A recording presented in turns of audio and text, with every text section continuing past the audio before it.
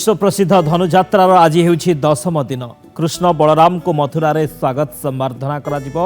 गतकाली 9म दिन रे कृष्ण बलराम बेनी भाई को धरी मथुरा अभिमुखे यात्रा करथिले अक्रूर। कृष्णंक बिना गोपपुर रे दुखर परिवेश सृष्टि होइछि। खाँ खाँ लागुछि गोपपुर। सेपटे कंस महाराज नगर भ्रमण करी आम्रवन रे मुनि ऋषि माननकु आक्रमण करी बंदी करिसंती। कृष्ण बलराम को किभली हत्या करिवे षडयंत्र चलाइछंती मामु कंस। श्रीकृष्ण बलराम को विदाय देबा पड़े नंदराजा दशोदा गोपी गोपाल राधा बाट ओगाड़ी थिले। कृष्ण चलीजा भावना रे राधा मूर्छित होई पड़िथिले। धनुजात्रा देखि मात्र 4 दिन रे फेरी आसिबाकू कथा देइथिले कृष्ण। शेषरे कांदी कांदी गोपपुर दुई भाई को विदाय देइथिला। कृष्ण बलराम को बिना खाँ खाँ पूरा गोपपुर। गोपी गोपांगनांक आखिरु बंद हेउ नाही लुह। एहाकु स्वचक्षुरे देखि भावविह्वल होइथिले दर्शक। एपटे महाराज कंसंक अत्याचार रे थरहर मथुरा नगरी। नगर भ्रमण बेले आम्रवन रे श्रीकृष्णंक आराधनारत ऋषि मुनिंक उपरे अत्याचार करिसंती कंस। बंदी करी मुनि ऋषिंकु राजदरबार रे दंड विधान करिसंती। एही समय अक्रूर राजदरबार को प्रवेश करी कृष्ण बलरामंक मथुरा आगमनर सूचना देइछंती। एथिरे आनंदित होई नृत्य गीत रे विभोर होई जाइछंती महाराज कंस। कृष्ण बलराम को किपरि मारिबे पात्र मंत्रींक सह विचार विमर्श करिछंती।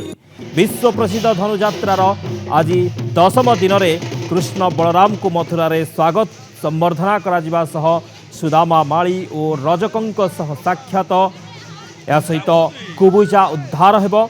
सेपटे कंस महाराज को दिग्विजय, कंसर छाया, कंसर दुस्वप्न आदि दृश्य अभिनीत हेबो।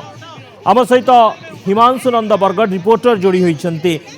हिमांशु, वर्तमान बरगढ़ धनुजात्रार आज होउछि 10म दिन। कृष्ण बलराम को स्वागत करिबा पई किभली देखुछंती मथुरा रे परिवेश को एवं आजिर कौन सब कार्यक्रम रही? विश्व प्रसिद्ध बरगढ़ धनुजात्रार आज 10म दिन माने विश्व प्रसिद्ध जो धनुजात्रा को देखा लक्षाधिक लोकर भिड़ एवं जमिलानी। से दृश्य देखा चाहिए यहाँ से रंगमहल एवं यही ही माने मामू कंस जहाँकि मंचर पड़ी तले पड़े बध हे तेरे यही सब दृश्य गुड़िक देखा लोकर भिड़ रही। तेज आज 10म दिन सुदामा मालिक उद्धार कुब्जा उद्धार रही।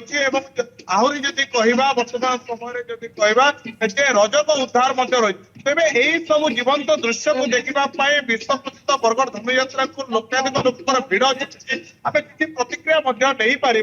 कारण आज कंसंकर जदि कहवा कंसंकर स्वप्न एवं स्वप्नादेश एवं कंस को छाया कंस जी से सूचना देव जे कंस जे खाली माने गोटे श्रेष्ठ खाली से बोले आत्मगर्भ रहा ठीक नुह बोली एमती किसी सूचना देव। आम किसी प्रतिक्रिया ना आपण कौटू आसती कौन सब दृश्य देखुं जो मथुरापुर श्रीकृष्ण मथुरा को आसी सारे न आसवार द्वारा आम बहुत खुशी अच्छु। सुदामा माली का करते प्रतिदिन से फूल गथी की कंस के चढ़ौले। जेते बेले श्रीकृष्ण आसले से निज को उद्धार करबार लगी से फूल गथी गिरी कंस के न देकी श्रीकृष्ण के देउथिले। ई समय रे हमको आमे द्वापर युग के कोले गलो न मिता लागुचे आ बहुत खुशी लागुचे। निहाती भावे से सुदामाले से दृश्यटा अति जीवंत थिला। आमे किछि प्रतिक्रिया नै पारिबा। आहुरे मध्य कोन कहबे आपण कोउटो आछंती एवं कोउ सब दृश्य गुड़िक वर्तमान समय रे मथुरापुर रे आपण देखुछन?